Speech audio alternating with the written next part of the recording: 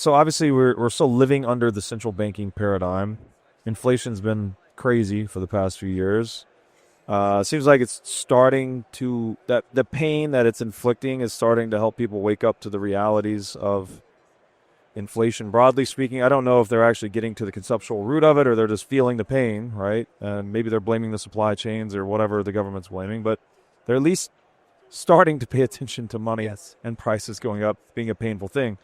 How, when you look at the impacts of inflation in the chapter in your book, like what? It's a lot more than just economics. So what all do you try to look at in terms of inflation and its adverse impacts? One is to kind of break it up and kind of point out what it is. So a lot of people, of course, think of price inflation. Yeah. I prefer to think of dilution, which is, for example, if you're holding a fiat currency, developed market fiat currencies historically grow in supply by about 7% per year on average. And so even if you're getting a yield, if you're getting, say, 3% or 4%, but you're getting diluted by units by 7%, your share of the network is shrinking. Yeah. And then you can think of that as other things. Like, for example, if you own a stock, are you getting diluted or are you getting, or some of them buying back their own stock and you're holding up well? So it's often best to think of it in terms of being diluted. Yeah. And when you have that kind of foundation, inflation, like, if you look at, say, over time, money supply is growing up by 7% a year, but we are getting, say, every year we're getting usually 2, 3, 4% more productive, more efficient at making things. We see this most readily in electronics. Yeah. We see it less so in gold or energy or something like that, like more tangible home building. So there's a spectrum there. And so the other element of that is that basically inflation's a spectrum. And so there are some things that are close to pretty scarce. And so they actually tend to go up in price roughly in line with money supply growth. Yeah. And that includes fine art, that includes waterfront property. Sometimes things can go even up faster than money supply growth if you happen to, for example, predict years or decades ahead of time which population center is going to boom, or which artist is going to take off in terms of be the most popular one. But basically, the truly kind of scarce, lindy things they kind of go up the fastest. Then you have semi-scarce things. So gold, it's increasing in supply by 1 to 2% per year. So if you map out its price performance, it kind of matches. So it's like, if you take into account the dilution, it's, slightly underperforming money supply growth, but roughly in line with its dilution rate. And then you look at oils doing something similar, but even a little worse. When you get into like agricultural commodities, they don't hold up very well at all because they're way more abundant.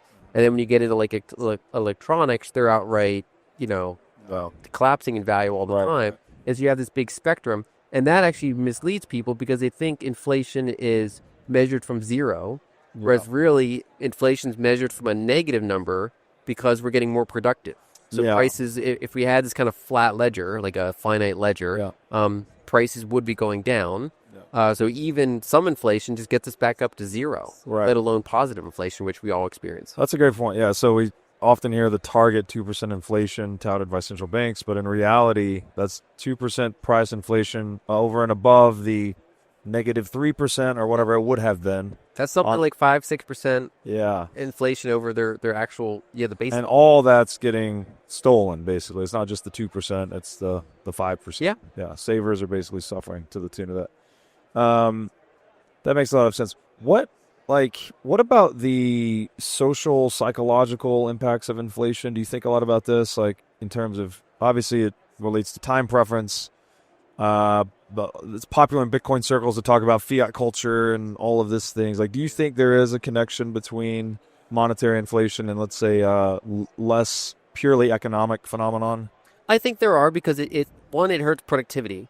And one way to quantify this is in addition, like a lot of people focus on savings being eroded, which is valid, but it's also every single contract in society gets impacted by inflation. Like imagine if you could push a button and every contract in the entire country gets shifted in one party's favor. That's what inflation does. Yeah. So if I was running a business making widgets and you're in a retail business that buys my widgets, we don't want to figure out every day how many I'm going to sell you and at what price. You're going to try to make a contract with me that maybe is 6 months or 12 months. And in a stable price environment, we have good foresight into what kind of pricing we're going to do. And but in a highly inflationary environment, we have to now make shorter agreements and remake those more regularly because neither of us knows what the money's going to be worth in a month or 3 months. So we have to now do more administrative overhead because money is inflating faster. And then that's true for also every single wage earner. Every single wage earner or salary worker is a contract with a company to earn a certain amount per unit of time or unit of work, whatever the case may be. And the government is able to kind of shift that contract.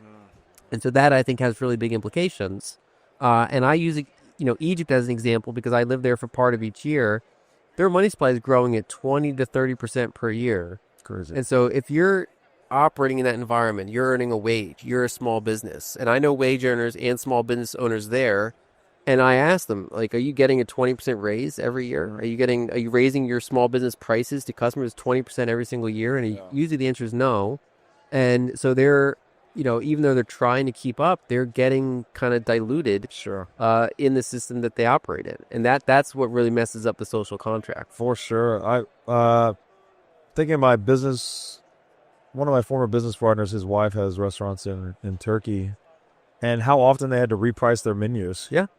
And it was just like this unnecessary administrative headache that's not totally non-productive, right? Yeah. You're not increasing the output of sandwiches when you change your menus, but it's that uncertainty of inflation propagating through the system just sort of hits everyone. The entropy of inflation, I guess, hits everyone. Yeah, and then also, I mean, if it goes on long enough, you can get brain drain. So people say, well, I don't want to stay here. I want to go elsewhere. So the smartest people that have the most resources to leave will, and then it's even harder to fix the problem. And so that's kind of a thing. There's also like virtuous cycles to the upside and vicious cycles to the downside, which can be very brutal. Yes.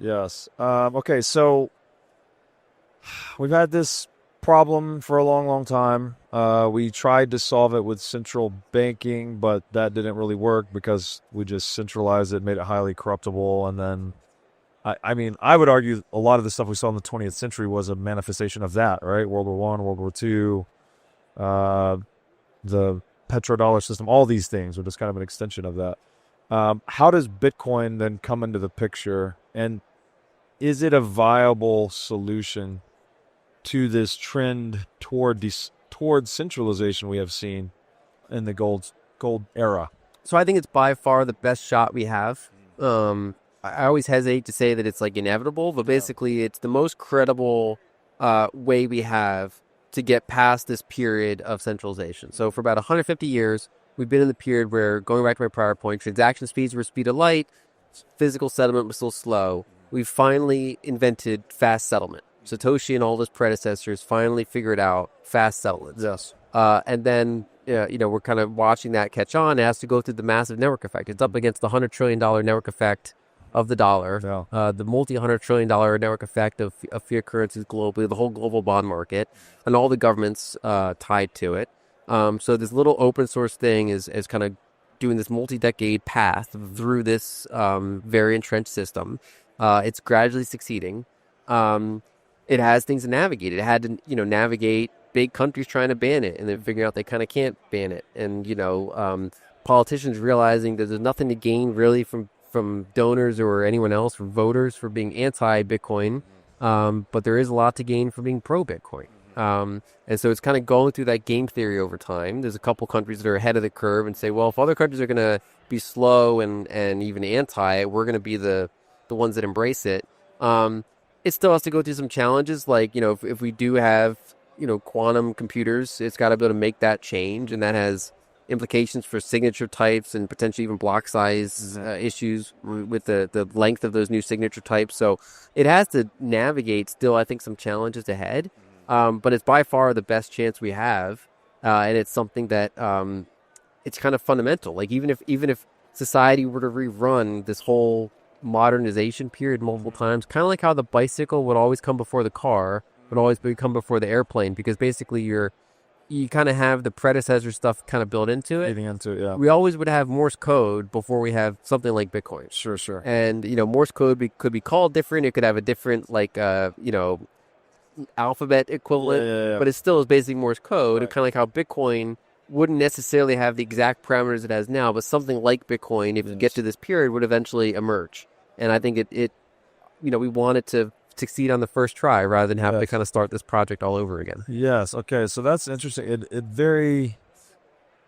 Perhaps the significance of it is that it is another step change in that telecommunications revolution. Although we're kind of pushing the telecommunications analogy somewhat, but money does serve as an economic telecommunications, right? Yeah, I think the fundamental shift is fast settlement. That's the new breakthrough. Yeah. So it's not just another layer on top of that. So telegraph, telephone, radio, and internet were all just kind of faster and faster. Yeah. Whereas this actually brings up the bottom quicker for the first time. That's the fundamental difference.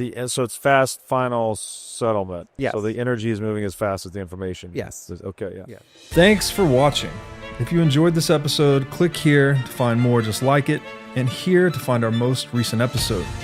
Also, make sure to like this video to help shine light on the corruption of money.